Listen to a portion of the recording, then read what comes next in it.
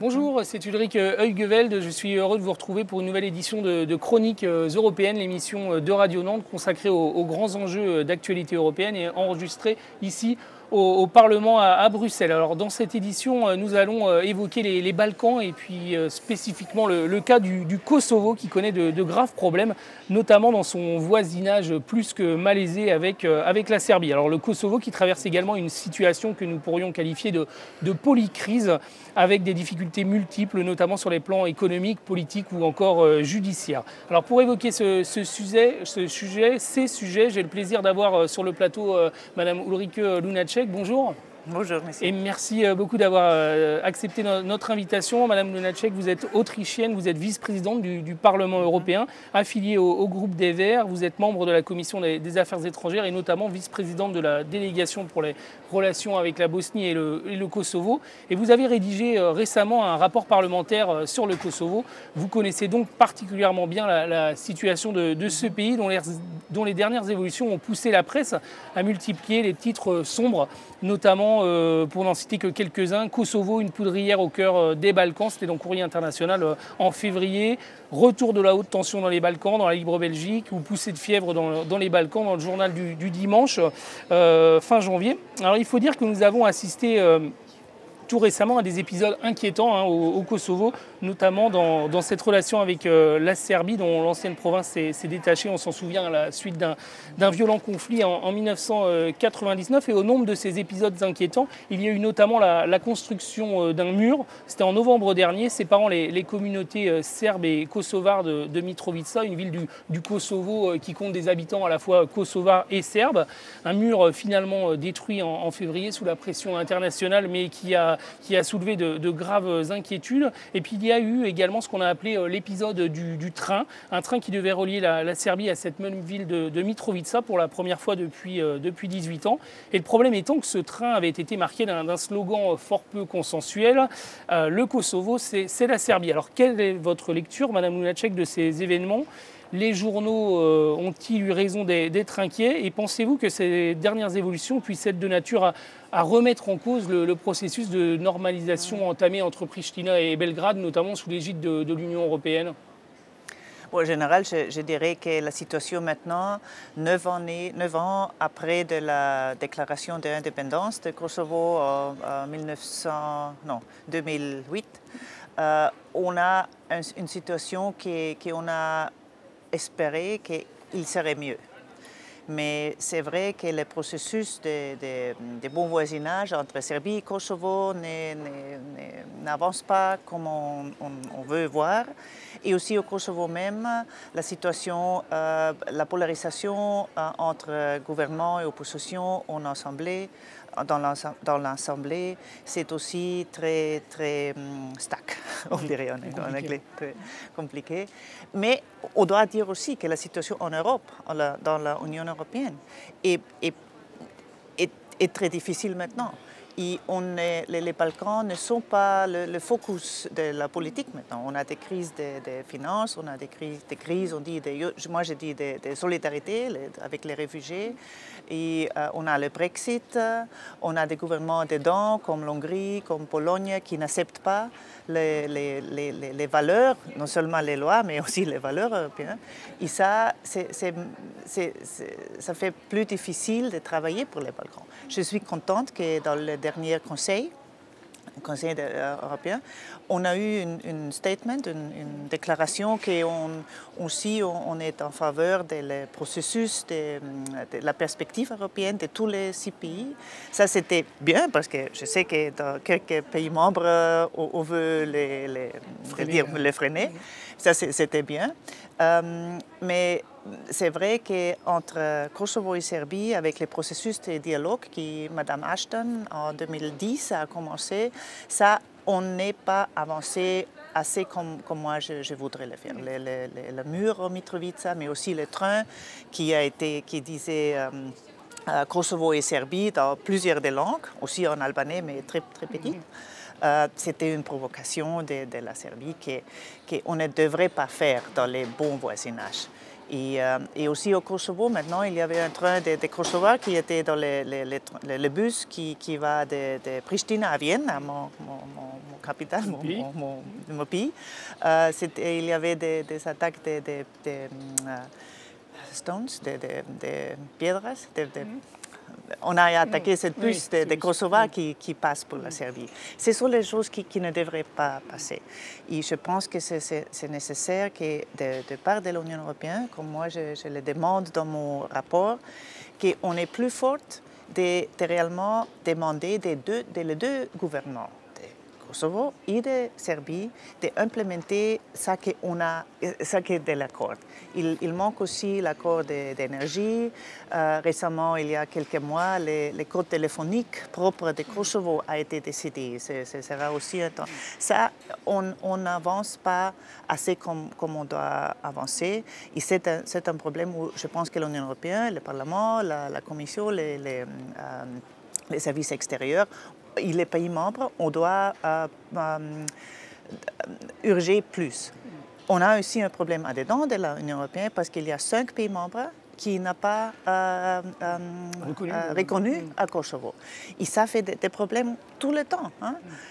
Et j'espère qu'il approche le jour quand peut-être 2 ou 3 des eux reconnaissent. Et vous l'expliquez comment pour nos éditeurs qui ne sont pas forcément familiers de ces questions comment expliquer que 5 pays de l'Union européenne n'aient toujours pas reconnu le Kosovo? C'est une chose complètement de politique domestique, interne. Parce qu'on dit officiellement, c'est parce que la sécession de Kosovo, c'était en contre de la loi internationale parce que Belgrade n'est pas d'accord.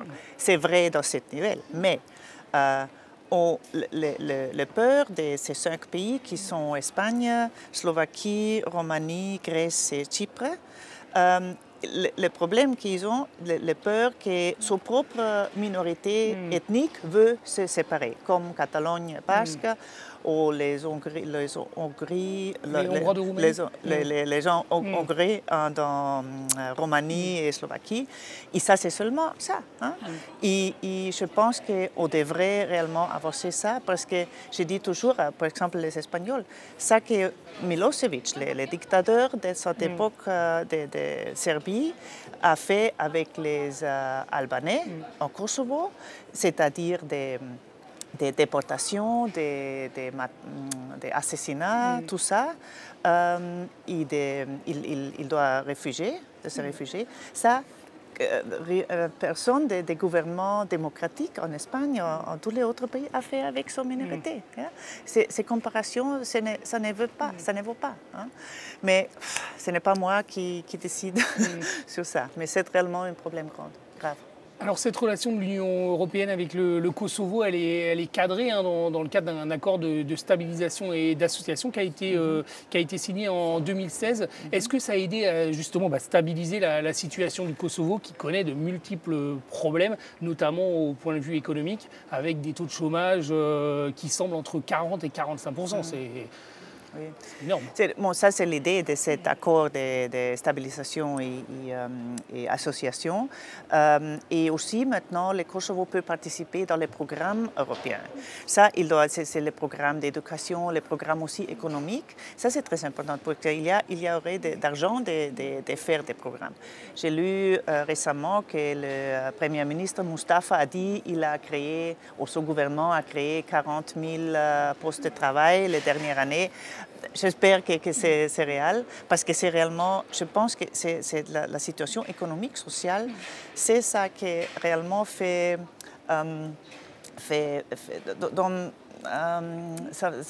difficile la vie des gens. Et pour ça, il y a beaucoup de gens qui opèrent la croyance que l'Union européenne les veut. Hein. Et je pense que ce serait nécessaire d'investir plus non seulement sur le poste de travail, mais aussi sur le niveau d'éducation, les écoles, les collèges. Seulement les édifices n'est pas équipés très bien. Et aussi le système de santé. Ce sont les gens où les gens veulent avoir quelqu'un dans ce propre pays. Et ça, c'est nécessaire de créer. Je suis sûre qu'avec l'accord avec l'Union européenne, avec la participation des Kosovo dans les programmes, ça peut améliorer. Hein. Mais ça ne sauve pas la situation de polarisation qu'on a sur la situation de la démarcation des frontières avec le Monténégro pour la libéralisation des visas. Ce sont deux choses à part. Alors l'Union européenne, elle est indépendamment de cet accord d'association et de stabilisation, elle est présente au Kosovo depuis longtemps, avec notamment un représentant spécial et puis une mission EULEX qui agit sur place. Quel bilan vous en tirez de cette place de l'Union européenne sur place? Bon, et le Parlement européen a été l'institution européenne qui toujours a été la plus en faveur l'élargissement des rapprochements de Kosovo à l'Union européenne, parce que nous votons en majorité. Il n'y a pas d'unanimité ici. Pour ça, on est aussi l'institution qui parle de la République de Kosovo et pas selon la déclaration de l'ONU, etc. Mais c'est vrai qu'en général, dans l'Union européenne, l'idée qu'il devrait avoir un élargissement avec les Balkans, il y a moins d'appui aux citoyens. Hein, et ça, on doit avoir. Je dis que le Parlement, il est toujours, et j'ai vu ça avec les votes sur mon rapport et aussi sur les autres rapports, le Parlement est la force plus en faveur de l'approchement. Seulement on célèbre maintenant les 60 années de traité de Rome. Et c'était l'idée-là, c'était jamais plus de guerre. Hein. Et c'est dedans de l'Union européenne, ça a fonctionné. En Balkans, ça n'a pas fonctionné. Les guerres, ils ont 15-20 années, hein, pas plus. Et pour ça, je pense, si on voit les maps de la région, tous les pays à côté des 6 pays des Balkans occidentaux, ils sont déjà membres de l'Union européenne.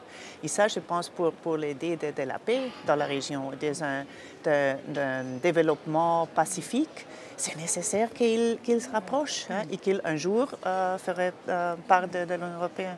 Je pense que c'est toujours le task, le devoir de l'Union européenne de faire ça. Mais pas facile de se rapprocher avec un pays dont la classe politique est extrêmement critiquée. Il y a les pires accusations qui pèsent sur certaines des grandes figures hein, de l'élite politique kosovare, notamment sur le président.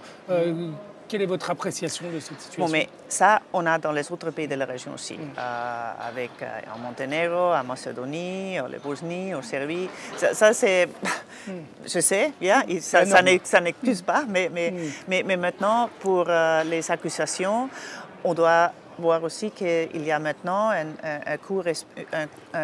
une cour spéciale qui fera investiguer tout ça.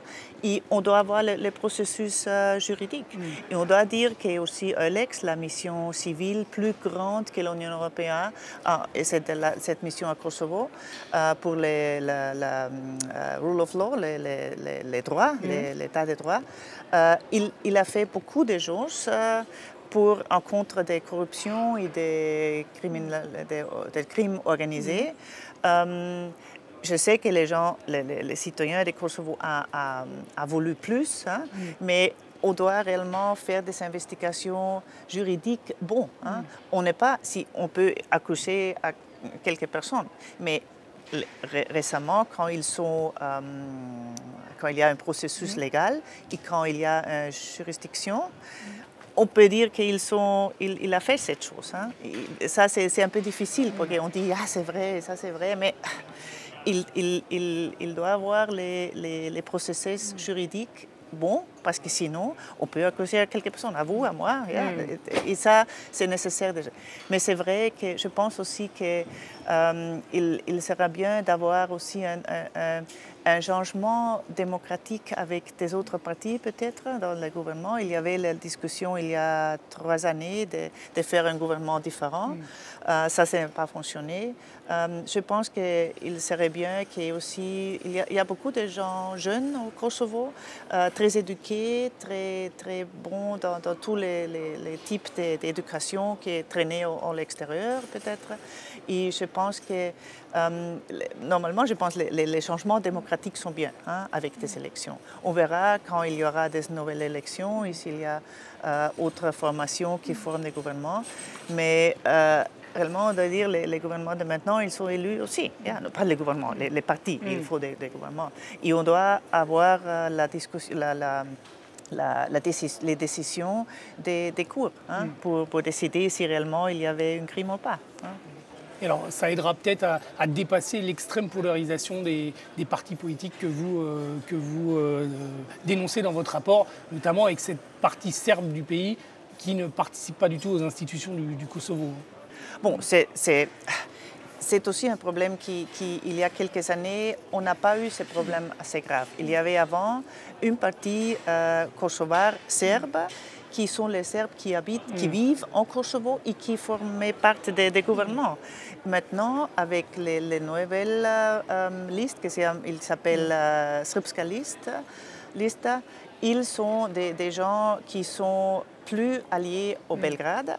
Et je dis ça à mon rapport aussi, que ce serait nécessaire qu'il fasse sa propre décision sur Kosovo, son pays et Kosovo. Ils sont depuis vice-premier ministre, ils sont ministres des gouvernements de la République de Kosovo, à Pristina. Si chaque fois qu'ils doivent prendre quelques décisions, ils demandent à Belgrade qu'est-ce que vous voulez. Ce n'est pas faire. Pour ça, j'espère qu'il retourne à l'Assemblée de Kosovo. C'est son assemblée, ce n'est pas Belgrade. Et ça, c'est la difficulté là, parce qu'il n'y a pas plus de confiance des Kosovars, des Albanais sur les Kosovars serbes, parce que j'ai parlé avec lui, j'ai dit ça aussi, que ce serait nécessaire qu'ils décident pour eux-mêmes. Ça crée des malconfiances. Ça ne croit pas de confiance et pour ça, c'est difficile. Je sais aussi qu'il y a toujours des parts des Serbes. On a vu dans le processus quand Kosovo voulait entrer à l'UNESCO, on a vu des accusations à Kosovo que c'est rare. Il y a eu des ministres des Affaires étrangères Dacic et il y avait des tweets, des social media, on lui disait, il a comparé, et des gens proches de lui, il a comparé Kosovo au IS. Et ça, c'est avec la destruction de quelques églises orthodoxes en 2004. C'est vrai, c'est passé. Mais ces églises ont été reconstruites avec d'argent des Kosovo, des citoyens de Kosovo. Et moi, je connais, par exemple, l'église en Gračanica, la cathédrale là, et aussi la de Prizren. Ce sont réellement bien rénovées. Il y a des prêtres orthodoxes là maintenant. C'est passé, mais de faire des accusations au départ de la Serbie, ça n'appuie pas le processus d'avance.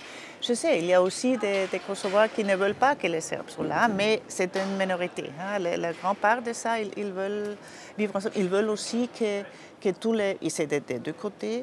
Il y a toujours les gens disparus de l'époque de la guerre. Ça, c'est nécessaire aussi de faire de la justice aussi aux gens qui ont fait ça. C'est vrai. Alors une dernière question, Madame Lunacek, concernant, on revient sur la thématique des relations du Kosovo avec l'Union européenne, il y a une grosse question sur ce chapitre en ce moment, c'est l'éventuelle libéralisation des visas pour les Kosovars. On sait que la libéralisation des visas a été offerte à d'autres pays de la zone, mais pas encore pour le Kosovo. Alors vous avez pris position pour, mais qu'est-ce que vous répondez à ceux qui vous accusent en étant pour cette libéralisation des visas, de vouloir finalement ou de rendre possible le fait encore plus que les forces vives du Kosovo partent à l'étranger. Les jeunes diplômés fuient ce pays. Bon, ça c'est vrai que c'était passé il y a comme 2 années, quand après de la formation du nouvel gouvernement, où il y a peu de confiance à ceux, il y avait beaucoup de gens qui ont parti. C'est vrai. Maintenant, je suis sûre, et je sais de beaucoup de gens, la grande majorité ne veulent pas quitter son pays, mais ils veulent visiter à ses familles. Ils veulent voir qu'est-ce que la Tour Eiffel à Paris, ou non sais, à Vienne, quelque chose, ou à Londres. Pas Londres peut-être non, parce que là, il a besoin d'autres visas, mais ils veulent voir ça, ils veulent voyager, les jeunes veulent visiter. Je connais des gens qui, pour une conférence à Vienne, par exemple, ils doivent aller à Skopje 3 fois pour faire des visas. C'est réellement, c'est un IP, c'est prévient, spécialement les jeunes gens, d'avoir les contacts avec les autres Européens. Et pour ça, je suis sûre s'ils peuvent voyager pour 3 mois, pas pour trouver de travail, il retournera. Peut-être un, deux, non, mais la grande majorité veulent avoir cette liberté de voyager, de prendre un bus et aller là, sans les problèmes. Et je suis sûre que ça ne passera plus. Très bien. Eh bien, je vous remercie beaucoup, Madame Lunacek, d'avoir bien voulu répondre à nos questions dans le cadre de cette émission de Chroniques européennes. Merci à Thomas Cox qui a participé à sa préparation ainsi qu'aux équipes techniques du Parlement. Vous pourrez bien sûr retrouver cette émission en podcast et en vidéo sur le site eradionantes.eu.